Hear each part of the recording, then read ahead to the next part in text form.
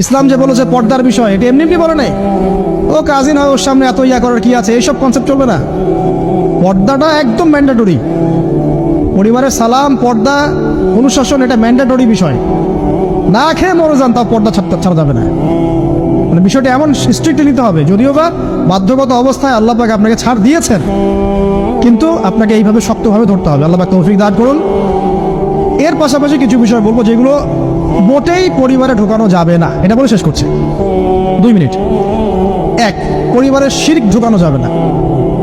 শিরক কি কি, কত প্রকার, এটার জন্য কিতাবুত তাওহীদ নামে একটা বই আছে, পড়েন, ইনশাল্লাহ পারবেন। পরিবারে বেদাতি আমল ঢোকানো যাবে না।